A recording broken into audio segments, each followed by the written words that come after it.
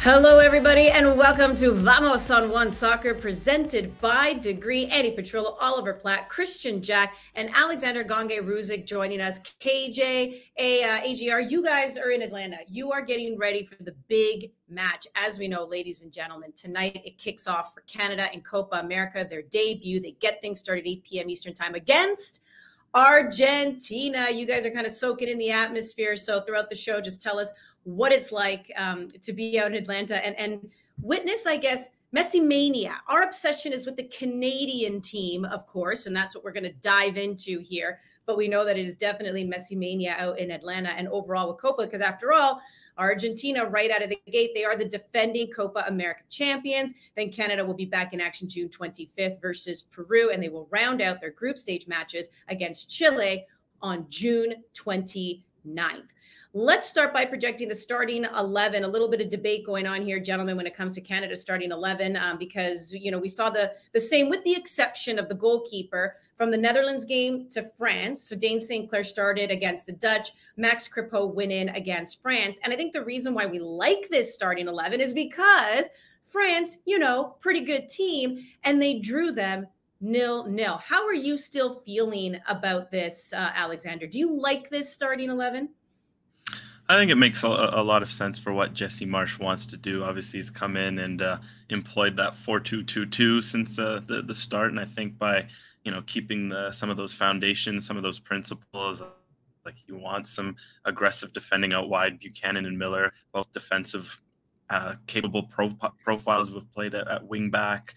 Makes sense there. You get the Eustáquio Kone pivot who grew a lot in these games. It makes sense from the defensive side of things. So I'm not surprised, and it's really hard to expect any changes. KJ, when it comes to the most important player for Canada versus Argentina, who are you looking at? Well, I mean, that 11, first of all, makes a lot of sense, right? Jesse Marsch, we asked him yesterday in the press conference. He said, look, there won't be many changes. And if there'll be very little. So I think we can all read into that if there is a change, it'll be in goal. I expect it to be Crepeau. I don't think anybody will be surprised if there's one change there. But other than that, I think you could name almost every 11, all 11 when you answer your question, Andy, at certain points in the game tonight. They're all going to have certain factors to win their own individual battles and challenges. But I'm going to go for Jonathan David because I think that Canada are going to get that moment, right? They're going to get that chance. And I think if you want anybody on the end of it, I think you want this one. You could say Kyle Larin, he scored so many 1-0 goals for Canada and what he's done. But I just think Jonathan David needs that goal. And he's got a big summer ahead of him. You know, we see what he's able to do in big stadiums. You can see the goal he scored in the Nations League there in Vegas. And I know, he came up yesterday amongst the Argentine squad when they're talking about him a little bit. And, their defenders, who are top-class defenders, are very aware of what David can do. So, we can talk about his work rate defensively, but that moment you want, if you're a Canadian fan tonight, when they get that chance, you want it to fall to him. And you want that moment because, as we know, even as brilliant as we thought they were against France, there were no shots on target for the Canadians. You want to make something special here tonight. You're going to at least have to test their goalkeeper. How about you, Ollie? Who are you looking at as a player you feel could be really important tonight? I'm going to go with the goalkeeper, Max Crepeau, and I think it will be Max Crepeau and should be Crepeau. I understand Dane St. Clair is having a really good season in MLS, but I do think you have to balance club form and international form. And the reality is Crepeau has always performed for me really well for Canada, and he's done it at tournaments before, maybe not as big as this one or a match as big as this one. But he was excellent in the Gold Cup prior to World Cup qualification for Qatar. And that was a reasonably big stage, playing against Mexico in front of 70, 80,000 people. So I think when you look at the outfield players, KJ touched on it, you could pick a number of them. And overall, it's going to have to be a collective effort tonight, I think, to beat a superior team of individuals on paper in Argentina. But the one guy who does kind of stand on his own and does need to be an outstanding individual is the goalkeeper. He's going to be tested. We know that.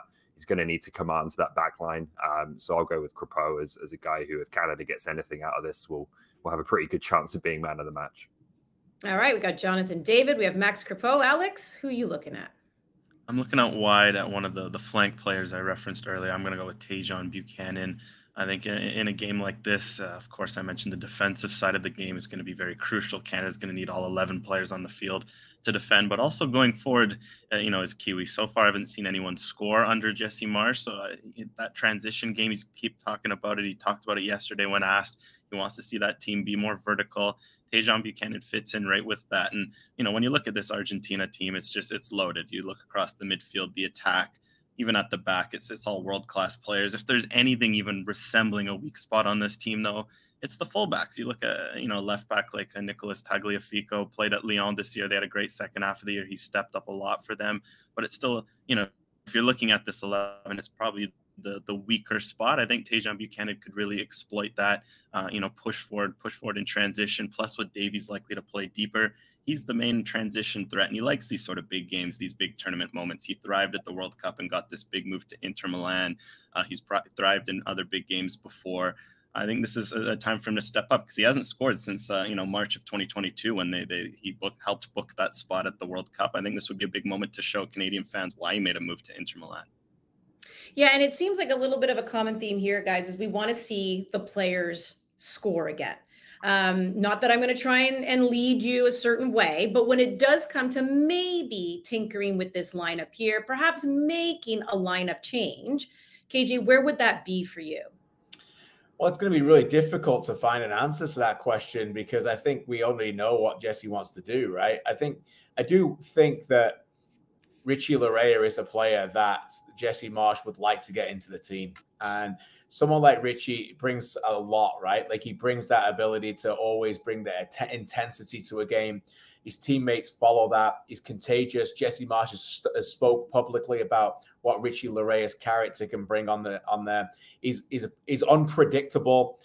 Obviously, in a game like this, that's going to be chippy against the savvy Argentina team. He is savvy as well. He can draw fouls. He can take the pressure off the team for a little bit. Just so I think Laryea, if he was fully fit at 100% and playing at a consistent rate every single week, I think he would have found a way to get him in the team. Now, he hasn't been doing that, and I spoke to him this week, and you guys have seen the interviews, and it's been a difficult year. He had a very intensive, hamstring surgeries in his hospital bed. He didn't think he'd be at this tournament, and he's been slowly eased back. And I think he'll be slowly eased into this tournament. But I wouldn't be surprised to see him start a game in the Copa America, and I wouldn't be surprised to see if he comes off the bench today as the first player. And because of his versatility, you could say, okay, you could play right back, you could move Johnston over, they could play back three, you could play left back, take Miller off and put Davies up further forward. There's lots of areas that you can do that with Richie. So I think just keep an eye on him. Mm-hmm. Ollie, what about you? Any changes you'd like to make? Yeah, I'm going to flip-flop. I think I said I would keep the team the same on One Soccer Today last week. I've changed my mind. I don't know. That's usually Wheels, not me. I don't know that you can play two up top in this game. Like I think he probably will. And David and Larin, we know, can get through a lot of work defensively, but I think I would be very tempted to put Jonathan Osorio in there for Kyle Larin. I just look at the big strength of this Argentina team is its midfields. Like they're so versatile, so adaptable, intelligent. And I worry this game is going to look like Croatia at the World Cup if it's just Eustáquio and Kone in there against the 3 plus Messi drifting in. I think there's the potential to be a little bit overwhelmed in that area of the pitch. So I'm not sure he will, but I would be very tempted to bring in, whether it's Osorio, Chouanier, Ali Ahmed. I would go Osorio just on experience, but add an extra midfielder to reinforce that group a bit. And it also kind of allows Jonathan David to play more as the out-and-out number 9 through the middle and be the focal point of the attack. In fairness, a lot of people, I think, have been saying that too when it came out of that France game, is maybe do you try a little bit again of somebody else in that midfield and try to just have David on his own up top? So who knows if that's something that Jesse Marsh has, as well has been looking at and might tinker with. I don't know, Alex, if there's anything you would kind of change. Yeah, I'm on a similar theme to Ollie because I think the attack's probably the one area you're looking at right now if you're Canada. And I think that Larin and David duo, they've had their chance to prove they can play together in big games. They've now played 8 times against teams outside of the top 24, inside the top 25, outside of CONCACAF. Neither of them have scored. And those are the kinds of games you want a Kyle Larin to score, a Jonathan David to score. And I think they're the unfortunate sacrifice that might have to be made is a Kyle Larin, just because ultimately, like KJ mentioned, Jonathan David is crucial to this team. He scored huge goals for Lille before. He can score big goals. You want to get the most out of him. And I just wonder, watching Kyle Larin and Jonathan David, they occupy a lot of the same spaces on the field. I don't, I like the idea of throwing a third midfielder, and I'd echo Ollie's thoughts on that. But also, I'd like to see maybe what a different profile could look like up front if you put a true 9 besides David, because I know, Larin, he can play like a 9. He likes to drift inside, and they kind of like to occupy those similar spaces. Throw a true 9 up front and see what that could give, and maybe they'll get more out of David and tweak up the attack a bit. The only thing I would say about that, sorry, quickly, is I like everything that you're saying, and adding another midfielder makes sense in all of this against the top-class Argentina. And we could talk after the game and go, naive Canada, why are they doing 4-4-2 again? Got battered. What are they doing? But I don't think Jesse Marsch is just simply planning for tonight. He's trying to plan and put together a structure in place for what this Canada team looks like. And he wants Larin and David to play closer together. He wants Larin and David to work off each other. He believes Jonathan David can do that job where he drops in and maybe takes a Paredes out the game a little bit and trying out that third midfielder with his work rate. And that's why I don't think we'll see it. Like, we might see it if it's gone wrong after 60 minutes. But I just don't think we're going to see it from the start. Like, he has a firm belief about how he's going to play this way, and he's going to be aggressive and go out there. And I think that's the only way that this Jesse Marsch Canada team believes that they're going to stick to it at the moment. And if they do play the extra midfielder, we may say, okay, yeah, that was the way to do it. And maybe it's damage limitation and they lose by less goals. But I still don't think that he thinks that's the best process of way of moving forward with this Canada team. Yeah, my only question with that would be, like, is that the best use of Jonathan David? We know that he will do the defensive work because he's really good at it. But do you want him sitting on Paredes and Kyle Larin being your out-and-out 9, as opposed to getting David, who I think is Canada's best striker, in at the focal point of the attack? But yeah, it'll be interesting to see which way he goes. Well, let's hear from Jesse Marsch alongside with the captain. Alphonso Davies spoke to the media about facing Argentina. I think Argentina will have learned from the mistake they made in Qatar against Saudi Arabia, and we are expecting nothing but the absolute best from their team. So we'd be foolish to not prepare that way, I think. Argentina is the best team in the world, and us playing this game against them is going to be, a battle. You're playing against a team with a high quality, a lot of quality and a lot of organization. I think we prepared well for this game, and our mindset is strong. We're going out there playing against, the World Cup champions, and that's motivation for us, and obviously just to win this game and try to move on.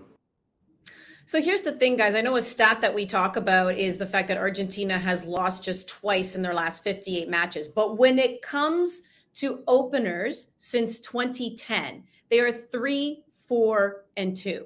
So they've only won 3, which is why Jesse Marsch started off. He did say, like, I feel like they've learned from that opening match against Qatar. But I don't know, Ollie, is Copa America opener the best time for Canada to actually face Argentina? Yeah, I think it probably is. It doesn't mean it's a good time to face Argentina and that your prospects are that trying here. We're trying. Like you gave the stat there, I think in their last 4 major tournaments, they haven't won the opening game. Last 2 World Cups, lost against Saudi Arabia and draw against Iceland. So they do seem like a team that has a bit of a tendency to start slow. I would think, they'll probably be kind of aware of that statistic themselves and be keen on changing that this time. So I don't know that I read too much into it, but I think it's certainly better to face them now than when they're up and running and maybe still playing for positioning or whatever in that third group game. How you feeling about it, KJ? Yeah, look, it's undoubtedly the best time to play them for so many reasons. And it's not just about sporting outcomes. Like, imagine getting Argentina in a group and playing them third and they win the first 2 games and you don't get Messi. Like, you want to play them. You want to play them, right? Like, this is, I've been talking to Canada fans in my hotel here. Like, they're talking, like, they're asking questions like, is this genuine, like, one of the greatest games Canada's ever played? Yeah, and it's because, like, the crazy street party that's around our corner, around the corner from noon till night every time, all chasing Messi, and it's just the atmosphere in the city is great, and it's all because of him. you know, let's be honest, like Argentina carries an enormous weight, and their fan base are the greatest, if not the greatest, arguably the greatest international fan base in world football. But this is all because of Messi. Like this is Messi. He just carries so much more weight into this game. The players are talking about him. The coaches, Jesse Marsh calls him the greatest player to ever live. Alistair Johnston tells me this week that he thought he'd lost his chance to ever play him when he moved over and he moved to MLS, and now he gets the chance. This is a phenomenon.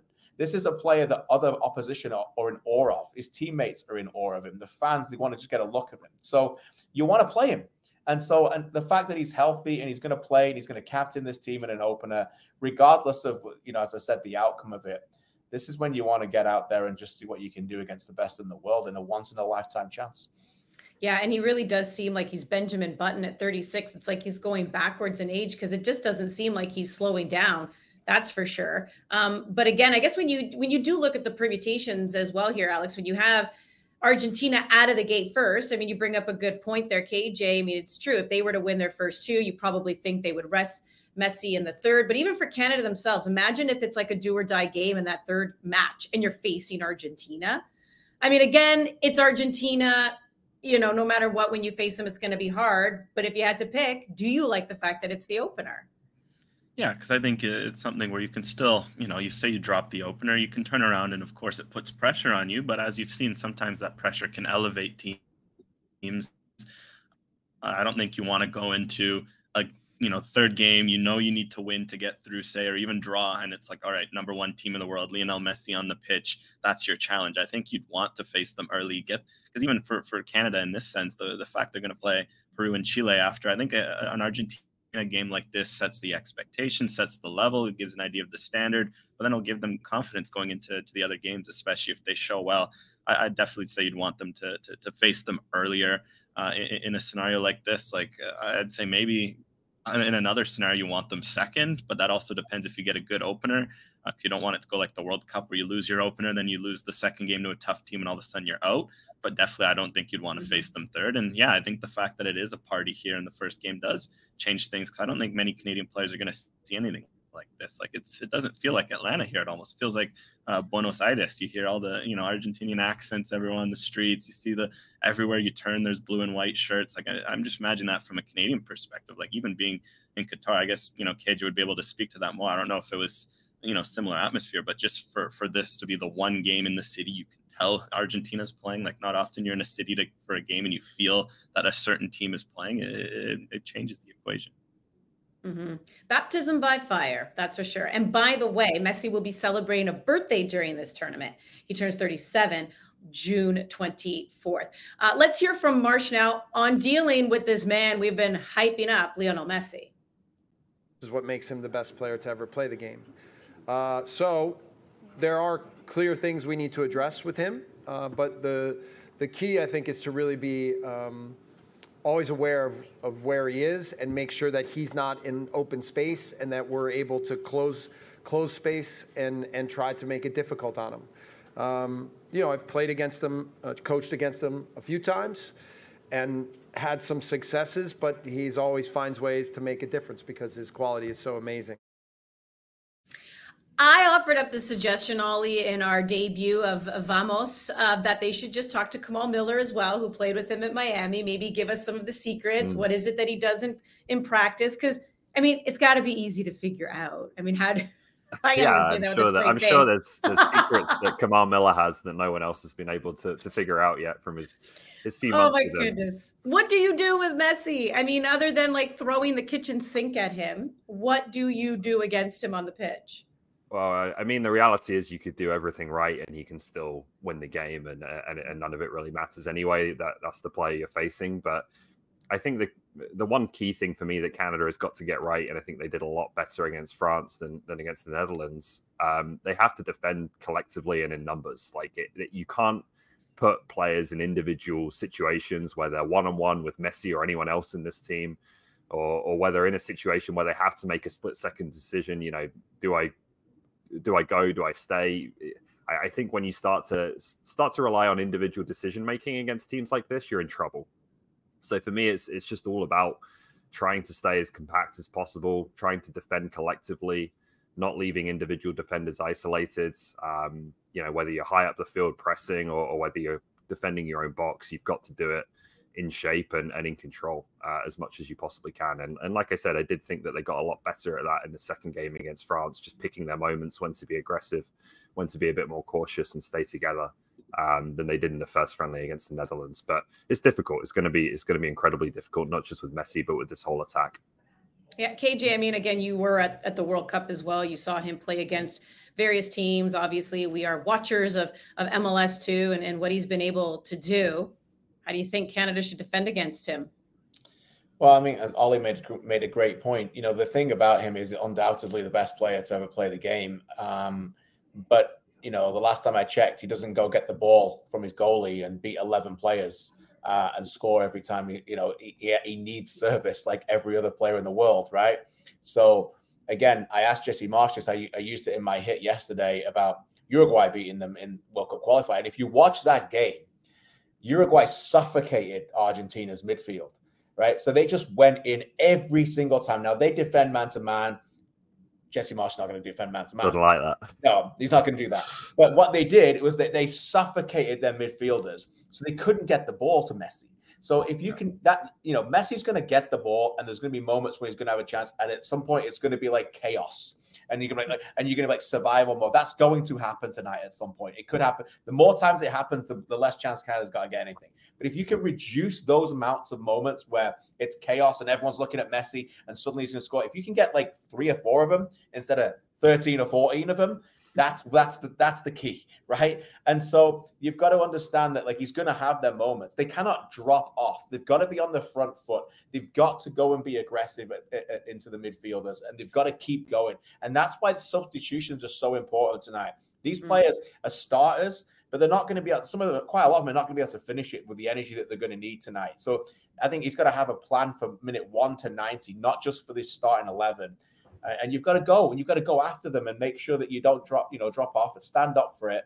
And as I said, don't necessarily target him specifically, but you've got to go after, Paredes, DePaul, McAllister, whoever it is, and try and stop that energy and those levels that they set to the tone for Argentina in midfield. Yeah, go to the root. How are you feeling about that, Alex? Yeah, I think that's a good point from KJ, just kind of stopping the supply. Because I think that's the biggest thing that's always fascinated me with Messi, because always something very fascinated with the player. When I was younger, I had the chance to buy a ticket to CanMNT to go watch him versus Liverpool in 2019 Champions League semifinal. I was about kind of a field level ticket, and what stood out watching him at that level for the first time was just like his gravity, if that makes sense. Like what's fascinating about him with a lot of great players, they can hurt you on the ball. So like KJ mentions, sometimes you suffocate them, you take it away. Kind of ends up killing the game. With Messi, you can't do that because he's a different level of genius where he wants you to triple team him because he'll pull you away, open up space for his teammates. Or if you get him the ball and he has 3 guys on him, he finds the open guy. Not every player is able to do that. So I think what's key is you have to be aware of what's around him. So making sure he doesn't pull away, take guys with him, cut off his supply. Also track runners. That's something that Argentina has done super well, and why like a Lautaro Martinez might be key. He's so good at getting in behind and giving a target for a Messi to go over the top or in behind and play that sort of threat. So with Messi, it's the challenge as well that you can't get too focused on him in the sense that you can't put 3 on him because there's a lot of talented players around the pitch. And then he has that gravity to open up space for them, but also you can't forget him because that's also another mistake where if you leave him alone, he will hurt you. And that's kind of the challenge where you have to balance it. It's like almost focusing on him, but just knowing he's there at the same time. And just as soon as he's on the ball, close down space, take away runners, and I guess pray too. You can't count that. Sometimes you just need a little luck, a little hope, and power of prayer. Yeah. Did he have his bodyguard at that time? You said you were field level. Could you actually see him, or was his bodyguard just in the way, running in front of everybody? I think the bodyguard's newer, isn't he? I don't think he's knew. They kind of were used to Messi mania. It was just everyone was there. It was like, more of a less going to a football match, going to a church. He scored that day and 90,000 people were chanting Messi, Messi, Messi. It was something unlike I've seen it before.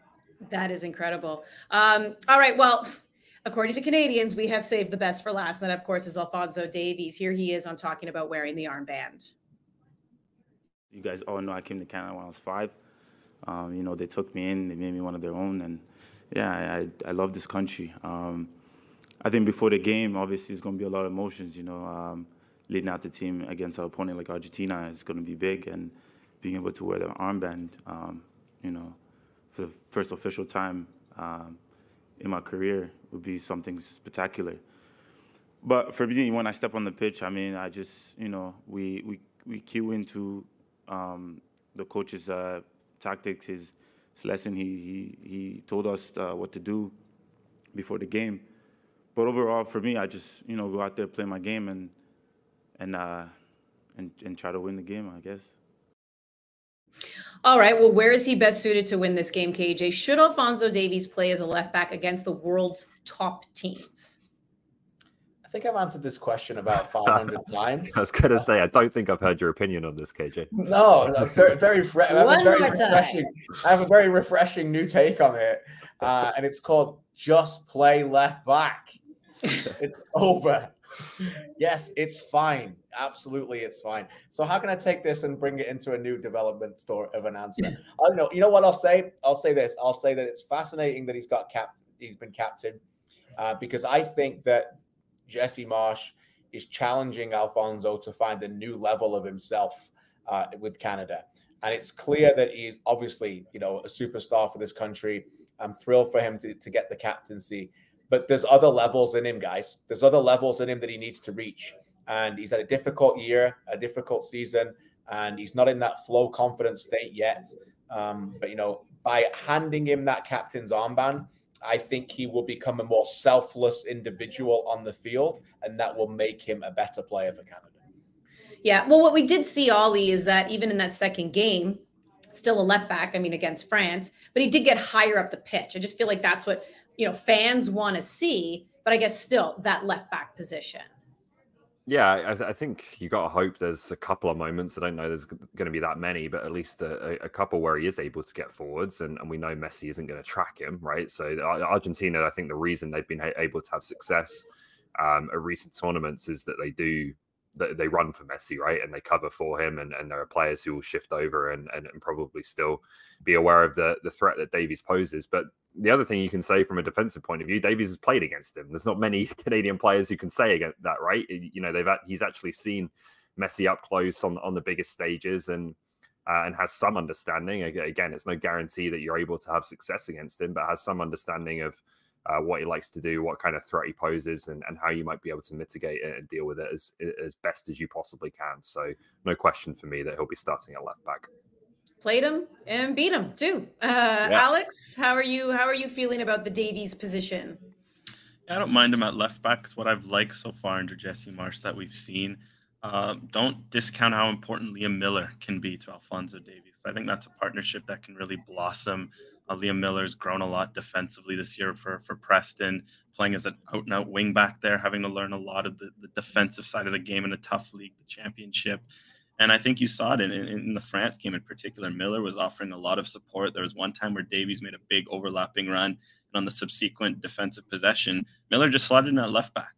And then Davies stayed at wing until they were able to switch and get that, you know, sort of set up. That's key, because you want Davies going forward if he's playing left back. You want him to push in the attack, use his world-class attacking talent if it's cut in, go outside, etc. But then also on the defensive side, you have to remember it's not the same at Bayern, where at Bayern it's high line, he's playing super aggressive, he's there just to put out fires. As we saw in the Netherlands game, he's going to be asked to do some 1v1 defending, and I think if having Miller there as a support outlet, a support option, it's helped him a lot. So I like the idea of playing him at left back in the right situation, because you kind of saw when Miller came off against the Netherlands, how he struggled. So I'd expect a lot of that Miller-Davies do, and I think that can get the best out of him defensively while still using his offensive qualities, which you want if you're Canada. You need if you're Canada, I'd even argue. Yeah, you know what? That's a good point, because I remember back in 2019 in Nations League when the Canadian men defeated the Americans for the first time in a very, long time. There was a ton of excitement around it. And then in the second match, when Herdman tried to play him a little further up, there really wasn't that left back or somebody who could switch back and cover that area. Canada got so exposed. Enter Atakubi, to your point, enter Miller, and now you can do that with somebody with Alphonso Davies. So yes, we've seen him grow, but we've also seen the team grow, especially on that left side as well. Gentlemen, Alex, KJ, I hope you enjoy tonight's match. Soak in all the atmosphere. Again, Canada beginning their Copa America debut against Argentina tonight, the defending champions, the defending World Cup champions as well, 8 p.m. Eastern. But here's the thing. Be sure to join us on our One Soccer YouTube page at 10 p.m. ET when the game ends, because we are going to have a live reaction show. Really looking forward to that. We'll see you next time. This has been Vamos, brought to you by Degree.